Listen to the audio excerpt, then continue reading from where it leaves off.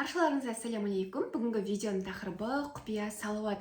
Неге бұның атауын мен құпия салауат деп атадым?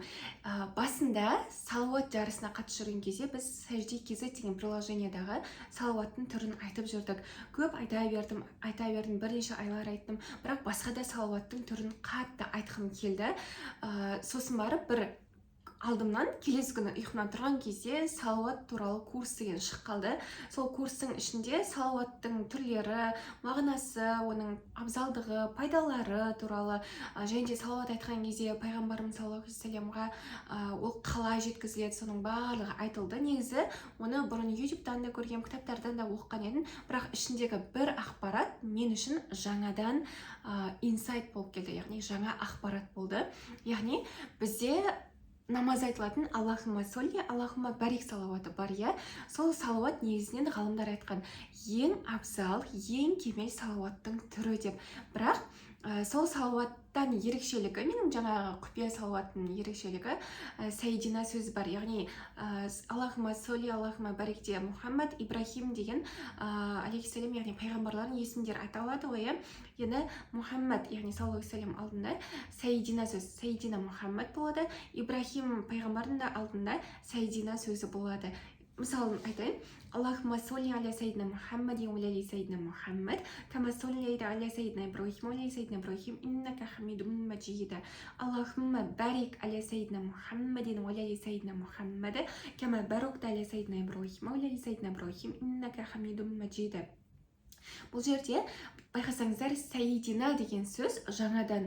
Бұл сөздің мағынасын мен білмейтін едім. Бұрындары бұл салауатты естігем, көргем, бірақ не үшін Сәйдина деп қосылатын еді деген кітаптарда үш жерде жазылмаған десек, ол мырзамыз Мұхаммедке деген мағынаны білдіреді екен.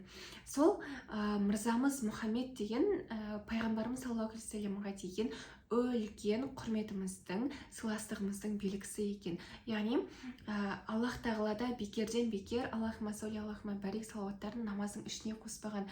Соның ішінде Сәйдина сөзін қосып айтсақ, нұр үстіне нұр болады, яғни пайғамбарымызға деген сыйластығымызды арттырады.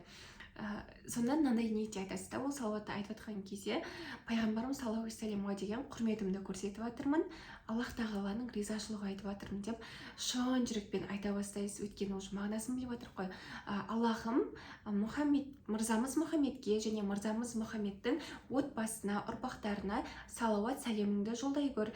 Мырзамыз Ибрахимге және мырзамыз Ибрахимнің отбасына және де ұрпақтарына салауат сәлеміңді жолдағандай деген мағынаны білдіреді. Ол салауатты күніне минимум 100 рет айтыңыз, 200 рет айтыңыз, 300 рет айтсаңыз вообще күшті болады.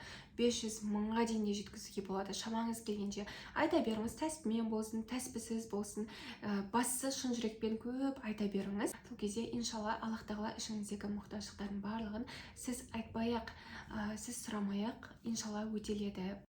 Және ғалымдар айтады, осы салауатты күніне 1000 рет айту арқылы пайғамбарымыз саллаллаху алейхи вассаламды көруге болады. Бұл жерде түсінде немесе өңде көру де мүмкін, бәрі де мүмкін, бірақ бір күн айтып 1000 рет жеткіздіңіз, мен көрмедім пайғамбарымызды деп тастап кетуге болмайды да. Көп айта беру қажет. Осы салауатты практикадан, тәжірибе жүзінде осылай айтып өткізіп көріңіздер. Осымен видео аяқталды. Видео пайдалы болса лайк басып, достарыңызбен де бөлісіңіздер, пайдалы болып, оларға да пайдалы болсын. Салауат көп айтып, Аллаға жақын болайық. Баршаларыңызға ассалаумалейкум.